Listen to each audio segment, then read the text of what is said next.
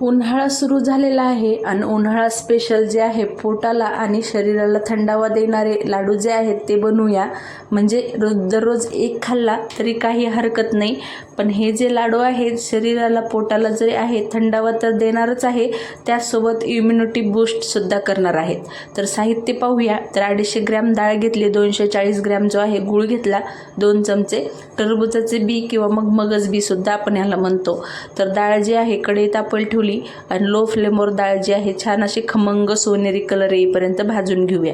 आता तुम्ही म्हणाल की थंडावा देणारे लाडू आहे आणि मग गूळ कसा काय?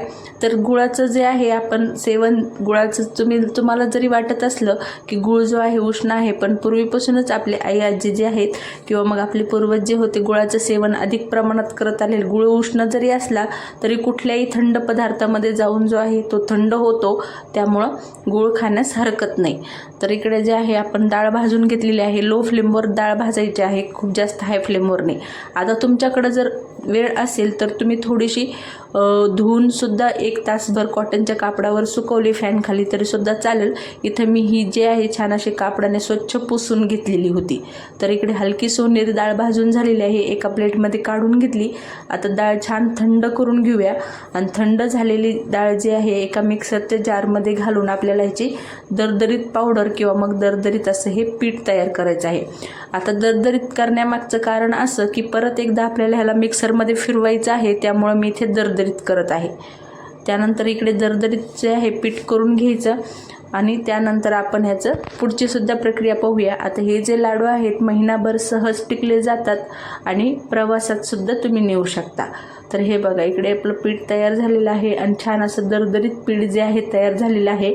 आता डाळ आपण किती वरून भाजली तरी आतून थोडीशी कच्ची राहतेच, त्यामुळं आपण थोडंसं पीठसुद्धा परत भाजून घेऊया. तर इकडे काय केलं आहे मी, कढई तापायला ठेवली परत आणि त्यामध्ये 2 चमचे जे आहे तूप घातलेलं आहे. त्यानंतर जे आपल्या टरबूजाचे बी घेतलेले होते आपण 2 चमचे, ते थोडेसे तुपामध्ये तळून घेऊया. म्हणजे जेणेकरून जरी लाडू आपले महिनाभर टिकले किंवा नाही महिनाभर जरी शिल्लक राहिले तर ह्या मगजबीमुळं त्याला खवट वगैरे कसलाही वास लागणार नाही, त्यामुळं थोडेसे हलके तळून घेऊया. तर हे बघा इकडे जे आहे मगजबी तळून झालेले आहे आणि हे जे लाडू आहेत फक्त 2 चमचे तुपापासून बनवलेला आहे, कारण याला तूपसुद्धा जास्त लागत नाही किंवा कुठलंही साहित्य खूप असं काही लागत नाही. तर इकडे डाळीचं पीठ जे आहे तुपामध्ये घालून घेतलं आणि छान असं आपण 3 ते 4 मिनटं लो फ्लेमवर भाजून घेऊया. हलका त्यातून सुवास येत नाही तोपर्यंत आपल्याला हे जे पीठ आहे भाजून घ्यायचं आहे. तर इकडे बघू शकता तुम्ही हलका कलर जो आहे इथे चेंज झालेला आहे, बदललेला आहे. पूर्वीपेक्षा थोडासा पिवळसर असा कलर आलेला आहे. आता ह्याला भाजून कितीही पिवळसर कलर आला तरीसुद्धा काहीतरी आपल्याला असं पिवळं घालावं लागतं की लाडू जे आहे छान असे पिवळसर दिसतात.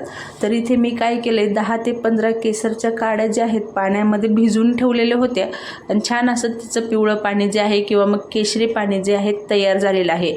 आता इथे दुधामध्ये यासाठी नाही भिजवले कारण महिनाभर जरी आपले लाडू शिल्लक राहिले तरीसुद्धा त्यातून वास येणार नाही. आपण जर दुधामध्ये केसर भिजवून घातलं तर लवकर वास येण्याची शक्यता असते. आता इथे तुमच्याकडे जर केसर काड्या नसतील तर चिमूटभर पिवळा कलर पाण्यामध्ये घोळवून घातला तरीसुद्धा चालेल किंवा मग चिमूटभर हळद जरी घोळवून घातली तरीसुद्धा चालेल. तर हे बघा अशा पद्धतीने छान असा पिवळसर कलर आलेला आहे आणि आपली डाळसुद्धा छान पद्धतीने डाळीचं पीठ जे आहे भाजून झालेलं आहे. हलका सुवाससुद्धा येत आहे आणि कलरसुद्धा छान पद्धतीने बदललेला आहे. त्यानंतर इथे फ्लेवरसाठी जे आहे अर्धा चमचा वेलची पूड घातलेली आहे. ऑप्शनल आहे, नको असेल तर स्किप केली तरीसुद्धा चालेल. वेलची पावडर छान अशी मिक्स केली आणि हे डाळीचं पीठ थोडंसं थंड झालं, हलकं थंड आणि हलकं कोमट झालं की यामध्ये गूळ जो आहे मिक्स करून घ्यायचा.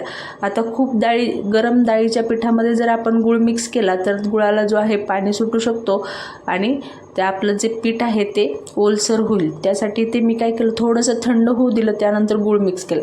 आता इथे तुम्ही किसलेला गूळ घेतला तर तुम्हाला मिक्सरला फिरवायची गरज नाही, पण अशा पद्धतीने आपण चिरून गूळ घेतला तर एकदा मिक्सरला नक्की फिरवावं लागेल आणि मिक्सरला फिरवलं की सगळं जे आहे छान असे एकत्रित होतं आणि एकसंध होतं.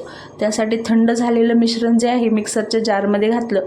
आता खूप जास्त थंडसुद्धा नाही घातलेलं आहे, थोडंसं हलकं कोमटच ठेवलेलं आहे, कारण खूप थंड झालं तर आपल्याला लाडू लाडू वळायला त्रास होईल. त्यामुळे हलकं कोमट राहिलं की त्याच मिक्सरच्या जारमध्ये घालायचं अगोदर, ज्यामध्ये आपण पीठ काढलं, आणि 2 ते 3 वेळेस भुरकन असं फिरवलं की छान असं आपलं एकत्रित झालेलं आहे, एकसंध झालेलं आहे, कलरसुद्धा छान आलेला आहे आणि छान असं दरदरीत आपलं पीठ किंवा मग लाडूचं जे मिश्रण आहे तयार झालं.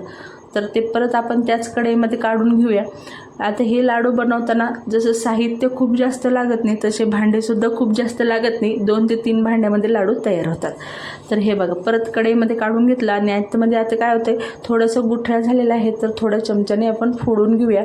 गुठळ्या म्हणजे काय नाही, आपण ज्यावेळेस मिक्सरला फिरवतो तर साईडला कुठेही थोडं चिकटलेलं असतं किंवा बसलेलं असतं त्या पद्धतीने.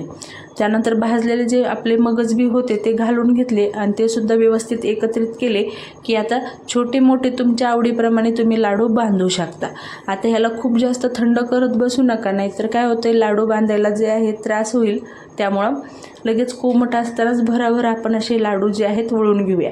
आता तुम्हाला जर वाटत असेल की ते खूप कोरडं आहे आणि लाडू जे आहेत वळले जात नाही तर 1 ते 2 चमचे तूप जे आहे तुम्ही यामध्ये घालू शकता. यापेक्षा जास्त घालू नका, कारण मूग डाळीला जे आहे खूप जास्त तूप लागत नाही. त्यामुळं 1 ते 2 चमचे तूप तुम्ही या ठिकाणी घालू शकता. तर हे बघा अशा पद्धतीने जे आहे मी छोटे छोटे लाडू जे आहे वळून घेतलेले आहे. खूप जास्त मोठे नाही किंवा खूप जास्त छोटे नाही, असे मीडियम साईजचे. हे लाडू जे आहे प्रतिदिवस एक लाडू तुम्ही खाल्ला तरीसुद्धा काही हरकत नाही. लहानांपासून मोठ्यापर्यंत कोणीही खाऊ शकतं. अगदी तुम्ही लहान मुलांनासुद्धा हा एक लाडू रोज दिला तर इम्युनिटी तर बूस्ट होते, त्यातल्या त्यात शरीराला आणि पोटाला जे आहे थंड ठेवण्याचं काम जे आहे हे लाडू करतात. तर अशा पद्धतीने जे आहे सर्व लाडू मी एका मागोमाग वळून घेतलेले आहे. हे लाडू तुम्हाला जसे मी म्हटले महिनाभर टिकतात आणि प्रवासातसुद्धा उत्तम आहे. छोट्या मोठ्या भुकेसाठी तर उत्तमच आहेत आणि त्यातल्या त्यात बनवायला सोपे आहे, घरगुती साहित्यातून बनवले. आता या पद्धतीने जर लाडू तुम्ही बनवले तर एकदा मला नक्की बनवून पहा आणि रेसिपी कशी वाटली मला कमेंट करून सांगा. आणि यापेक्षा तुम्हाला जास्त प्रमाणात करायचं असलं तर मग सर्व प्रमाण जे आहे दुपटीने वाढवून घ्या. तर हे बघा इकडे जे आहे मस्त असे आपले खमंग लाडू तयार झालेले आहे. 250 ग्रॅम मूग डाळीमध्ये 11 लाडू जे आहेत तयार झालेले आहे माझे. आणि रेसिपी आवडली असेल तर लाईक शेअर सबस्क्राईब करायला अजिबात विसरू नका. अशाच नवनवीन रेसिपीजसाठी, सोप्या रेसिपीजसाठी आणि तुम्हाला घरगुती साहित्यातून परफेक्ट प्रमाणात, अचूक प्रमाणात, योग्य माहितीसोबत जे आहे सर्व रेसिपीज तुम्हाला पाहायला मिळतील. तर रेसिपीला लाईक शेअर सबस्क्राईब नक्की करा. भेटूया नेक्स्ट रेसिपीमध्ये.